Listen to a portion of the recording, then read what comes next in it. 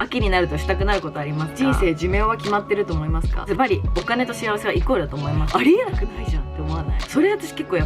画が決まったのマジめっちゃ優しくない？当たり前のこと言ってるよね絶対。これ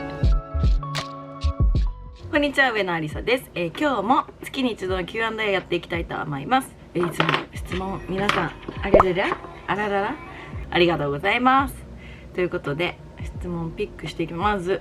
質問のところを開いて30分でタイマースタート。では答えていきたいと思います。ちなみに本日のリップはですね、下地にちょっとシャネルの赤を塗ってたのでちょっと赤みが強いんだけど、この本当のカラーよりグッチルージュドゥボーテブリアン208番を塗っております。では大好きです。都内でおすすめのシーフードレストランを教えて。ありがとうございます。都内でおすすめのシーフードレストランだと上原にあるサル SARU サルっていうシーフードレストランがあって、すっごく美味しくって、マグロのステーキみたいなとかもすごく美味しいのでぜひ行ってみてください。シーフード、私ペスカテリアの友達とかが日本に来た時はそこに連れてったりとかしています。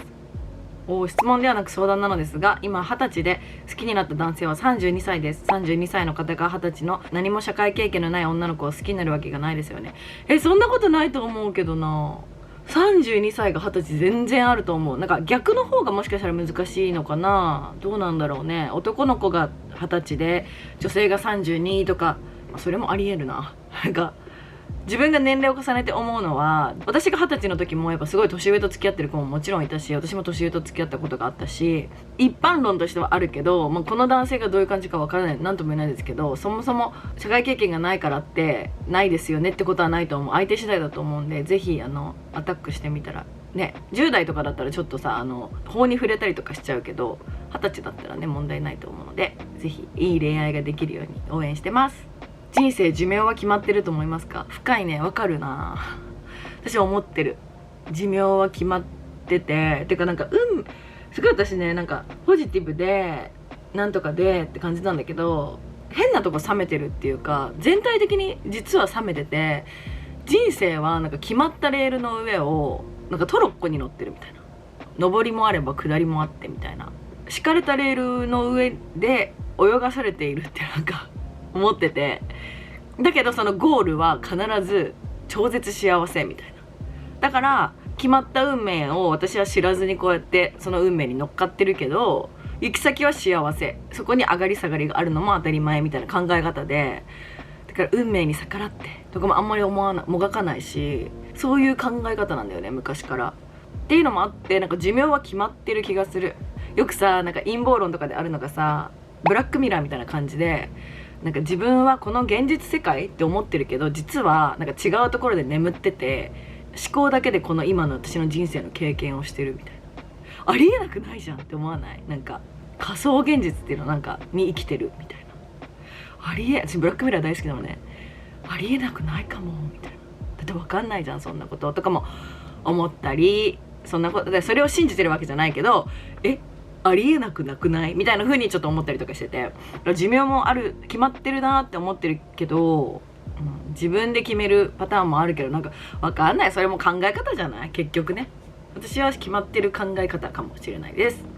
美容医療でやってよかったもの聞きたいです。私は糸リフトはすごく合ってましたね。なので糸リフトはすごくやってよかったのと、今もう普通にまっすぐ向いてても、今ちょっとカメラじゃ分かんないんだけど、もう眉間のシワがやばくてさ、妊娠中ボトックス打てないじゃん。で眉間とおでこもなんだけど、ほらおでこのシワもすごくて、おでこもボトックス打ってないじゃん。で2回ぐらい打ったの、妊娠する前に。だから今まで打ったことがあるのが2回ぐらいで、この眉間とおでこ両方韓国で打ったんだけど、もう一回そろそろもう官民になったのでボトックス打ちたいなと思ってて、眉間とおでこのボトックスは早急にやりたいかな。はい。言霊って信じますか？信じますっていうか、言霊しかないと思ってるぐらい信じてるから、もう他の動画でも何回も言ってるんだけど、言霊だけじゃなくて言葉だけじゃなくて思考も現実になると思ってるので、私は思考から変えるようにしてて、なんかネガティブなことばっかり言ってたら絶対それを引き寄せるの。それはもう絶対決まってるって思ってる。私は信じるじゃなくてそうだと思ってるから、ポジティブな言葉を発信してた方が自分が聞いてるし、こう返ってくるから、宇宙も聞いてるし、ちょっと宇宙規模のこういうなんかちょっとまた陰謀論みたいな感じになっちゃうんだけどそういうのではなくって、それをある本で読んで、宇宙って言葉が出てきたから、宇宙ねみたいな。私宇宙と深海苦手なんだけど、なんかとりあえず言霊あるっていうか、言霊で今までやってきたぐらい、私は会いたいって言ってた人には会えてるし、やりたいって言ったことやれてるし、だから口に出すことは損すること一つもないので、したいことは絶対口に出すべきだし、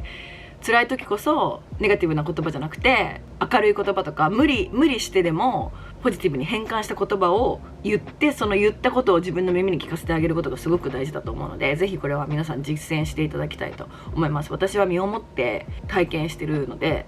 言霊を信じてない人は多分やってないんだよね、その言霊を。だから信じてみて一回。なんかそこから始めないと思考も現実になっちゃうからみたいな。なんか私今日ちょっと陰謀論臭く、なんかうさんくさくない言ってること。でも今までの私の今までのとかを見てくれてる人は私の言ってることが分かるかと思うんだけど、決してそういうことではなくって、その陰謀論みたいなことではなくって、私の考え方としてはそんな感じです。私たちの青い夏シーズン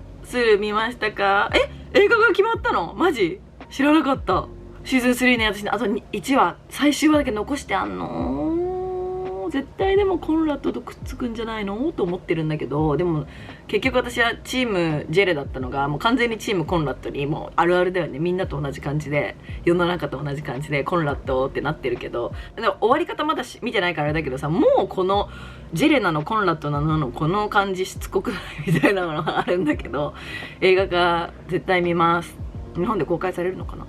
どうなんだろう。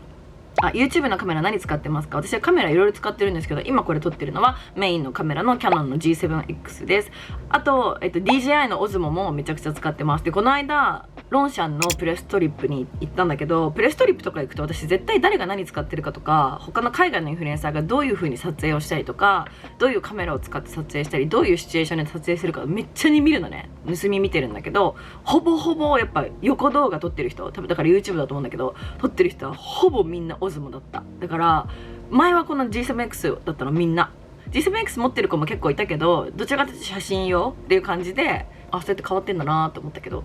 Osmo でみんな Vlog を撮ってましたっていう皆さんへのシェアです。若いうちからやった方がいい美容系のことをいろいろ教えてほしいです。もうね、いいものを使ってください。自分の身の丈に合ういいものでいいんだけど、その中でもいいものを使うことと、あと化粧水に関してはもう安くてもいいからシャバシャバ、もうバシャバシャかシャバシャバじゃないかバシャバシャ使う、いっぱい使うことがすごく大事だと思ってるのと、あとハンドクリーム。私はもうハンドクリームもやっぱりね怠っているので、どんどん手に年が出てきてね困ってるんですけど、なるべくハンドクリームの量にしてて、ボディもだから保湿、とにかく保湿を、私結構油っこいんですけどみたいなタイプでも保湿をした方がいい。わかんない、ちょっと私乾燥肌だからかもしれないけど、もう保湿、とにかく保湿、全身保湿。あと首忘れずに、首も必ず保湿。あとアイクリームも私は20代前半からずっとアイクリームやってて、クマがひどかったっていうのもあるんだけど、なのでアイクリームがもうとにかく保湿をいっぱいしてください。お子様のお洋服はどこで購入されてますか？ユニクロ、ザラ、H&M ぐらいかな。なんかすぐサイズアウトするのに高いもの、いただいたものとかはなんかよそ行きみたいな感じで百貨店系のブランドとか着せるんだけど、自分で買うのはもうほんとユニクロ、ザラ、H&M で、 H&M が意外と可愛いのね。めっちゃ可愛いので、まださロンパースとかしかどうせ着させられないし、でもちょうどね、ついここ 2,3 日でどんどん涼しくなってきて、秋になってきたので、やっと息子を外に出せるので、セパレートのものだったりとか、その肌着以外のものを着させられるので、もしかしたらもうちょっとバリエーション増えていくかもだけど、あと私がよく着ているセザンヌも、子供服があって、セザンヌもめっちゃ可愛いの、子供服が。でもどちらかというと冬の方がやっぱファッションね、いろいろ着せ込めるアウターとかさ、可愛いのいっぱいあるじゃん。そうなったらもうちょっといろいろ探そうかなって思ってるんだけど、今はもうほんとユニクロ、ザラ、H&M っていう感じです。息子くん何か習い事させる予定なのありますか？習い事はスイミング半年から行けんだよね。だから半年からなんか親子スイミングみたいなの始めようかな、どうしようかな、早いかなまだみたいな感じだけど、スイミングは必ずやらせようと思ってます。ミニルズくんを迎えてからマイルズさんという関係性に変化はありますか？あるかもね。やっぱりなんか、チームみたいな感じで、今まではほんとカップル、夫婦っていう感じだったけど、そうね、どちらかというとなんか息子中心で会話が回るし、息子中心で生活が回るから、けどマイルズは結構なんかスキンシップを取ってくれたり2人の時間を大切にしようとしてくれてるので、私はそれはありがたいんだけど、私が結構なんか息子ってなってるかもしれない、もしかしたらっていう感じかな。けどすごく仲はよく、相変わらず仲良しでやっています。可愛い息子くんありがとうございますのお名前はどのように決められましたか？うちはアメリカ国籍と日本国籍両方持ってるので、息子が2つ名前を変えようかなって、アメリカの名前と日本の名前で変えようかなって思ったんだけど、やっぱりなんか不便なことも多いし、どっちも一緒に通用する名前がいいなと思って、それが由来で決めました。 LINE のアイコンどんな写真にしてますか？2014年のケツ2014年にアメリカで撮影したロードルトゥキルのなんかキャンペーンに出たのね、2014年に。でアメリカでその時撮影した着用写真のお尻が、私いい感じのお尻だったの、すごい。そのお尻をとか2014年からずっとアイコン変えてないっていう。そろそろ変えましょうかね。でもあんまり何でもいいの、そんなアイコンとかね。秋になるとしたくなることありますか？サンマを食べる、松茸を食べる、ジャケットを着る。30歳の記念に何か買いましたか？なんか買ったっけ？ 25 の時にカルティエのラブブレスを買って、なんか買ったな。30歳忘れちゃったな、覚えてないな。25の時は自分ですごいなんか頑張ったなと思ってカルティエのラブブレスを買ったんだけど、もう10年経っちゃった。30歳の時何買ったか忘れちゃった、忘れちゃいましたね。25から30ってめっちゃ長く感じたので、やっぱ30から35、コロナもあってかさ、秒なんだけど、一昨年ぐらいなんだけど30、けど私今年36になっちゃうっていう、びっくりしますね。相手の家庭環境が受け入れられず、義母にもいじめられています。彼のことを愛してはいますが、別れを決意しました。彼と何度も話し合い、お互いの幸せを願おうとなりましたが、毎日辛くて涙が止まりません。アリサちゃんならどう乗り越えますか？それきついね。だってそれだけが原因なわけでしょ。相手のことは大好きで、これからも一緒にいたいし、むしろ結婚とかしたいけど、相手の家庭を受け入れられないってことだよね。いじめてくる義母やばすぎ。だけどなんか結局そこの家庭に入って、だって結局別れることになったってことは、彼はあなたの味方じゃなくって家族の味方。もちろんしょうがないよ、それで自分の家族だからね。だけど家族の味方になったっていうことだから、それでよかったと思う。なんか彼がその例えば義母とあんまり合わせないようにするとか、そういうストレスがないようにしてくれるっていう行動をしてたら、多分別れてないわけでしょってなったら、そうならなかったんだったら、こっちのメンタルがきついから、もうそれは、しかも自分が産む子供がさ、そのいじめてくる義母と血がつながってて、その義母の家族 DNA レベルで家族なわけじゃん。それ私結構嫌かもって思っちゃうので、逆になんか将来のことを考えるとちゃんと話し合えたし、よかったって思う日が来ると思います。応援してます。セレブ生活を送っているアリサちゃんだからこそ、そんなにねセレブ生活じゃないんだけど、ありがとうございます。ズバリお金と幸せはイコールだと思いますか？思いません。お金と幸せはイコールではない。幸せのバリエーションは増えると思う。お金があることによって幸せっていうより、お金で買える経験はめちゃくちゃあると思うの。その経験のためにお金が必要だったりとかっていうことはあるかもしれないけど、お金と幸せが直結してイコールってことはないと思ってます、私はね。まいちゃんから質問。今流行ってるラブブとか興味ないですか？そうですね、あんまり興味ないですねラブブはそうだね、あんまり私ああいうなんかそもそもキャラものディズニー以外あんまり興味ないかも。ちいかわとかも可愛いと思うけど何も持ってないし、でポケモンも好き。てかそれマジで大衆向けのディズニーポケモンとかそういうのが好きです。ラブブはあんまり興味がないですね。友達の誘い方。アリサさんは誘われたら全部行くタイプで、自分からは誘わないですか？半々かな。自分から誘うこともあるし、誘われていくこともあるし、なんか結構ね行こうとはなるんだよやっぱりみんなね。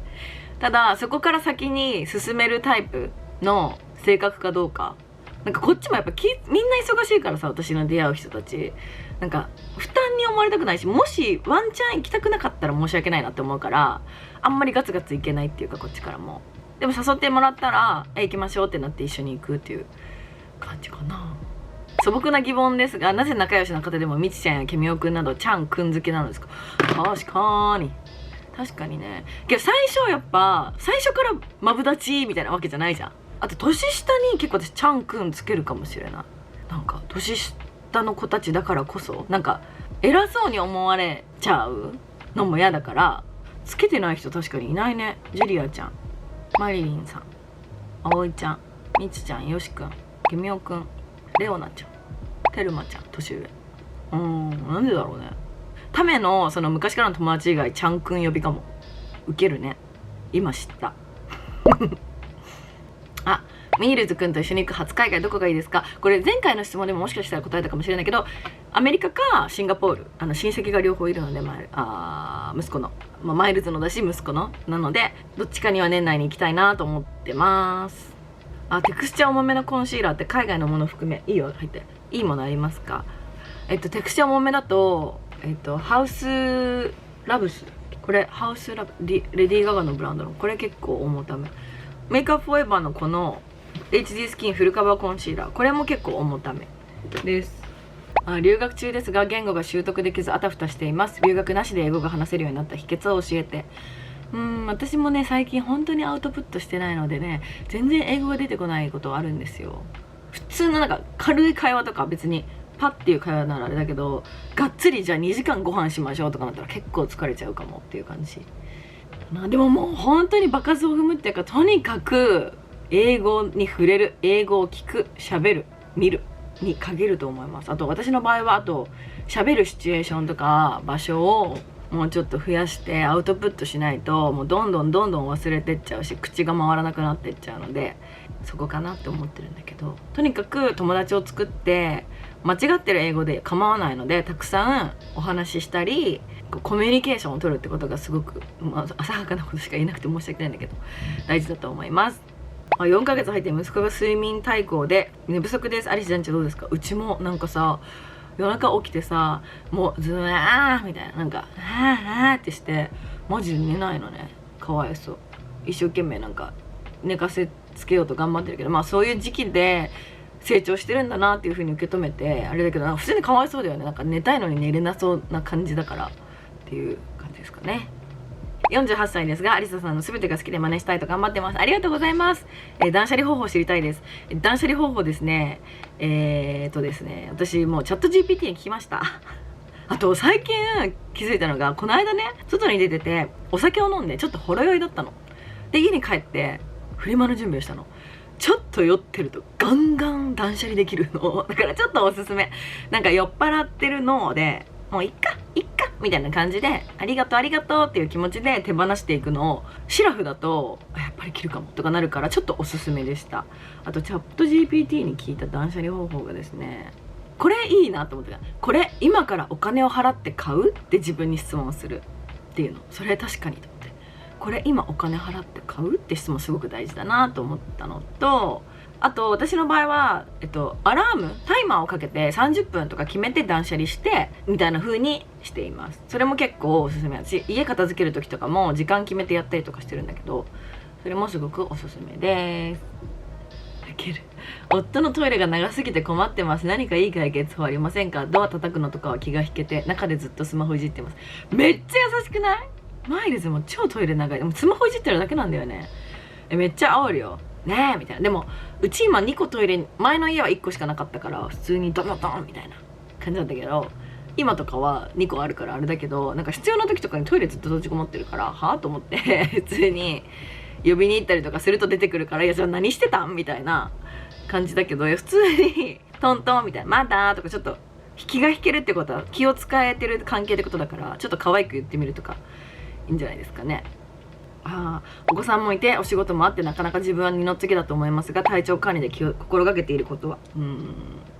ピラティスとかまだ行けない。一回この間さ、行ったけどさ、やっぱピラティスって超自分のためじゃん。子供をマイルズに見といてって言って外出ができないんだよね、まだね。だからもうちょっとバランス取りたいし、自分のマッサージとかもめっちゃ行きたいけど、腰もバキバキだし体バキバキなんだけど、マッサージとかもあんまり行けなくて、針だけはね行ってるんだけど、骨盤がやっぱポキポキ言ったりカコって外れそうになるから、骨盤矯正と針を一緒にカッシーにやってもらってて、それだけは言ってるんだけど、体調管理に関してはもう本当にボコとデコを飲むとか、すっぽん小町飲む、ビタミン取るとか、もうほんとそういう口から補えるもので補うぐらいで、あとは寝る睡眠不足になりがちなんだけど、息子の朝寝の時は一緒に朝寝するしみたいな感じで、なるべく睡眠時間を取るようにしています。あと 1,2 問で終わりにしたいと思います。最近妊娠しました。おめでとうございます。妊娠時はプラス何キロでしたか？産む時でプラス14かな、14キロでした。じゃあ次で最後にしたいと思います。むずいなとか言いながらこれ拾うね生活の中でここは節約してるっていうところありますか？なんかさ、節約ねでもなんか最大料金のある駐車場にしか止めないとか、確かにな、意識的に節約するぞって。でもパンパースのポイントとか貯めてるよ。ポイント貯めたりとか。けどなんか結構なんていうの、無駄なお金を使いたくない。無駄遣いと無駄なお金の使い方ってまた違うと思うんだけど、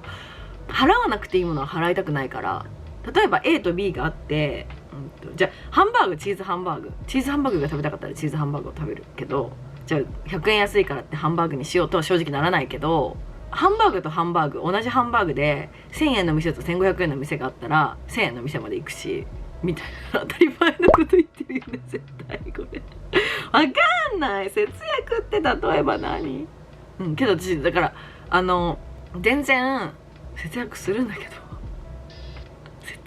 どなんか全然苦しい答えになっちゃってる。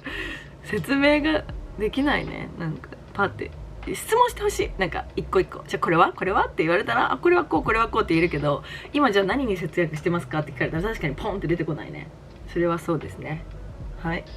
なんで拾ったんでしょうこの最後の質問って感じなんだけど、逆にみんなの節約術も教えてください。参考になるのがあったら私も真似したいと思います。では、そんな感じで毎月皆さん質問本当にありがとうございます。いつもね拾えない方がいると思うんですけど、懲りずにお送りいただけたらと思います。来月もねまたやっていくので、お悩み相談や質問なんでもお待ちしてます。インスタの方で、いきなり募集するので、ぜひインスタのストーリーチェックしてほしいと思います。では最後まで見ていただいてありがとうございました。よかったらチャンネル登録、いいね、コメントいつも通りお待ちしております。ではまた次回のビデオでお会いしましょう。バイバーイ。